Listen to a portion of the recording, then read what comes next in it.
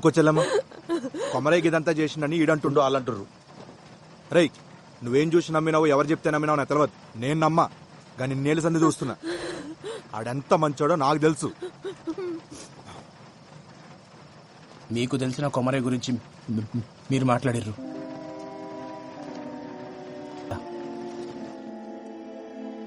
ఆ రోజు అన్న చనిపోయిందన్న బాధ కన్నా అన్న సావుని ఎవరు పట్టించుకోలేదే అని నాకెక్కువ బాధేసింది. అసలు అన్న ఎట్లా చనిపోయిందన్న ప్రశ్న నన్ను సానా వెంటాడింది. ఆధారాల కోసం ఆ శ్మశానం చుట్టూ ఎతికిన మల్లన్న గారి పాకల ఒక ఫోన్ దొరికింది. అది ఆన్ కాకపోతే రిపేర్కి ఇచ్చిన. కోర్టులో రెండోసారి హియరింగ్ అవుతున్నప్పుడు రిపేర్ షాప్కి వెళ్ళి కాల్ వచ్చింది. ఆ ఫోన్ బాగైంది.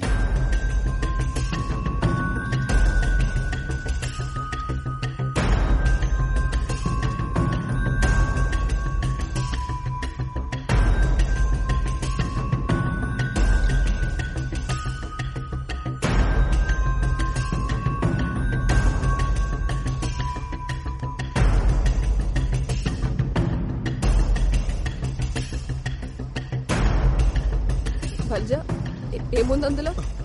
వచ్చలమ్మ, నువ్వు చూడలే. జగ నువ్వైనా చెప్పు, ఏముంది అందులో?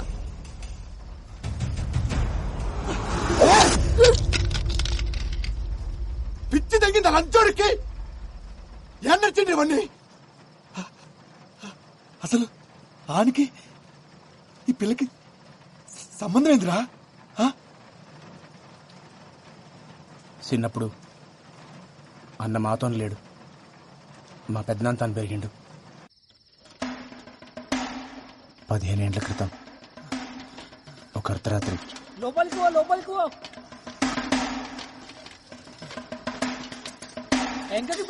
పో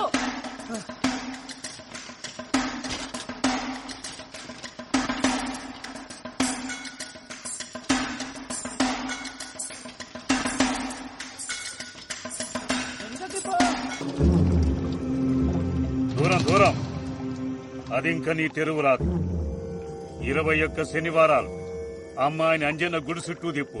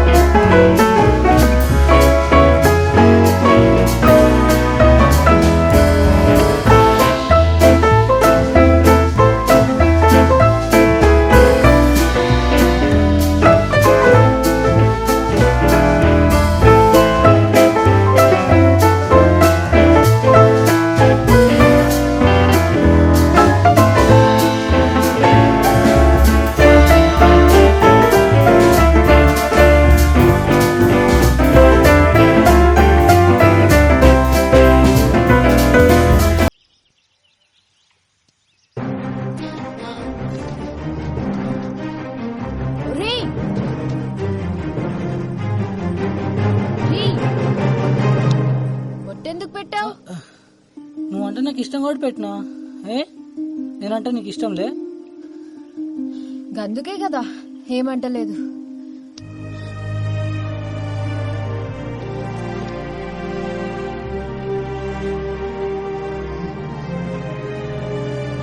కవిత,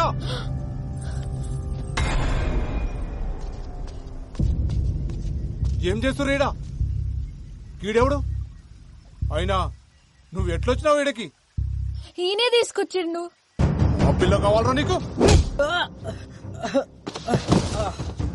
రేయ్, నీకు పట్టేరు కూతురు కావాలరా? ఇప్పుడు చూడు చదువంతా పాడుపాడైంది. ఏడా చదువుకోకుండా చేసిన వాళ్ళు.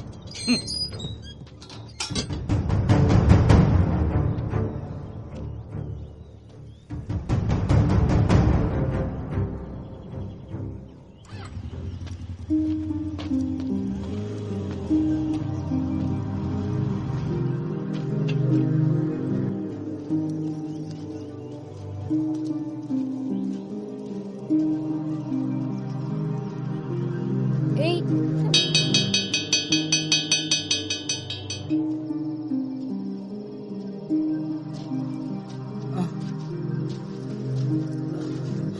పెద్దనాన్న గది నువ్వేం చెప్పద్దు, నాకు మొత్తం తెలుసు. బతకనీకి చదువు ఒక మార్గమేరా, అదే బతుకు కాదు. నీ బతుకు తెరువు నేను నేర్పిస్తా. దా, అట్లనే గాని. గట్ల అన్న బడి మానేసిండు, చేతబడి నేర్చిండు. ఒకరోజు మనోళ్ళనే ఆటో ఆ, హై స్కూల్ కాడికి వస్తావా? ఆ 100 రూపాయలు అవుతుంది. సరే. కూర్చోరి. కవిత దా ఎక్కు. కొమరి గిరాక్ వచ్చిందా? వస్తా. ఎంతమంది? 2. ఏడికి? High school road. దా కూర్చో.